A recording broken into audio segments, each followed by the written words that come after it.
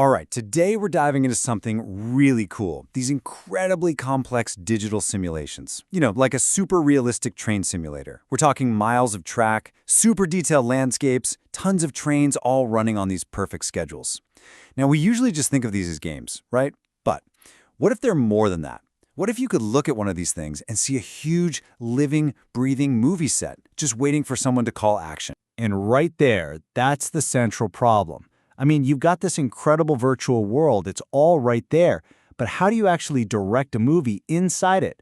How on earth do you control the camera, get all this perfect shots, and tell a story when you've got trains and action happening all over the place, all at the same time? Okay, just try to picture this for a second. You're trying to manually pilot a camera to follow a speeding train. Then you need to instantly cut to a huge, sweeping landscape shot. And then, whoops, you gotta snap over to another train that's coming from the other direction.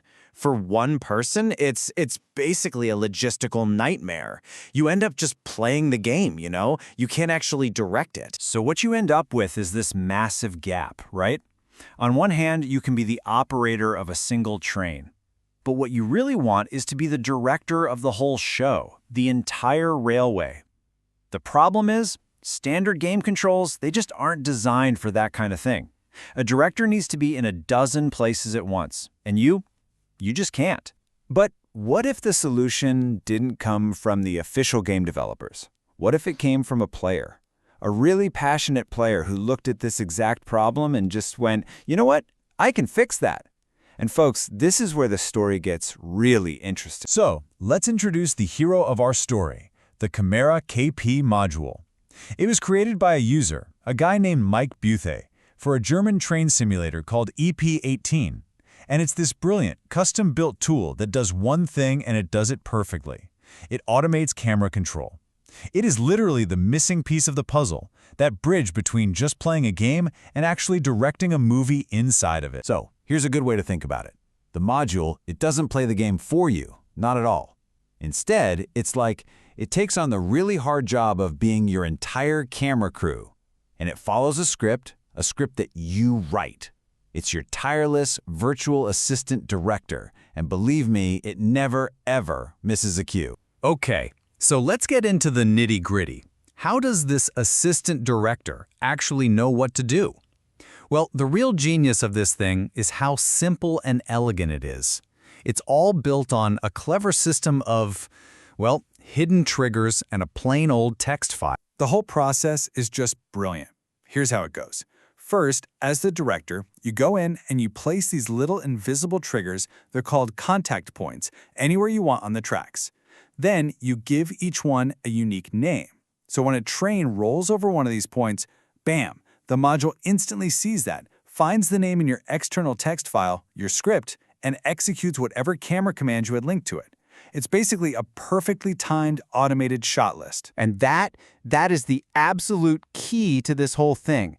You don't need to be a programmer. You don't need to learn some complicated in-game editing suite. Your entire movie, with multiple cameras and complex shots, is run from a simple text file, something you can edit in Notepad. It just puts all the creative power right back where it belongs with you, the director. And here, this is what that director's script actually looks like in practice. It's really just a simple shot list, right? You can see the cue name that gets triggered on the track, then you've got which camera to switch to, what kind of shot you want, a mobile dolly shot or just a static fixed view. And check this out, you can even specify a particular hero train to follow, or just let any train trigger the camera. It's so clean, so powerful, and anybody can understand. But, the creator didn't just stop there. Oh no, this thing is not a one-trick pony. The module actually gives you 4 completely different modes of control. And this gives you a ton of creative flexibility, depending on what kind of movie you're trying to make. So each mode is basically a different directing style. For example, you can start in discovery mode. This is awesome. It just automatically finds new contact points and adds them to your list as trains go by. It's like scouting locations automatically. Then for a really precise scripted scene, you switch to strict director mode where only your main actor, your hero train, will trigger the cameras. Or hey, maybe you want to capture the pure, busy energy of a train station. Chaos mode is perfect for that. Any train will trigger the shots. And finally, if you want to make a ride-along style film, follow mode will stick with only the train that you're personally controlling. So you can really see how different the creative results can be, right? Using Mode 1, the strict director, you can choreograph this perfect scene where your hero train gets all the glory, all the close-ups, while all the other trains just pass by in the background, totally ignored by the cameras. But then, you switch to Mode 3, and suddenly you're making this intense ride-along documentary, sticking with one single train for its entire journey. It's all up to you. Okay, but here's the real kicker. This is my favorite part. What if you're in the middle of a session and you decide you don't like a shot? Well, because your entire script is just an external text file, you can literally pause the game, Alt-Tab out, change one line in that file, save it, and reload the script right there in the game. No restarting the whole simulation.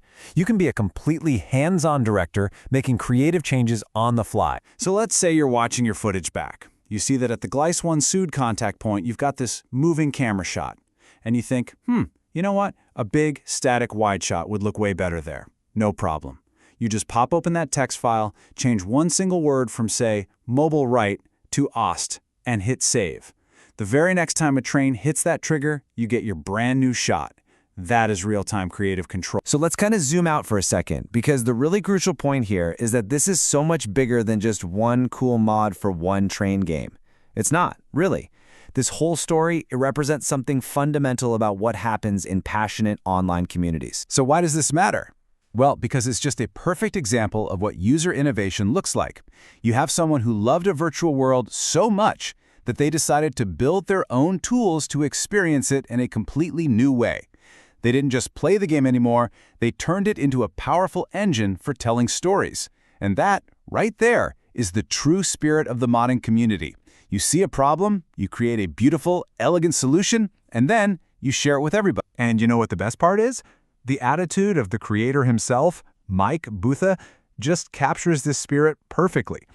When someone asked him why he made this incredible, complex tool, he just said, "Sowas kann man immer mal gebrauchen," which, roughly translates to something like, yeah, you can always find a use for something like that. It's just so humble, so practical, and so incredibly helpful. That's the modding community in a nutshell. And that really just leaves us with one final big question to think about. In these worlds that we spend so much time in, these digital and interactive spaces, that line between being a player and being a creator, it's getting blurrier all the time. This camera module, it's more than just a mod. It's a signpost. It's a sign of what can happen when the players themselves become the developers, building the very tools that they've always dreamed of. And it makes you wonder, right? What other amazing creative ideas are out there, just waiting to be unlocked by the next passionate user?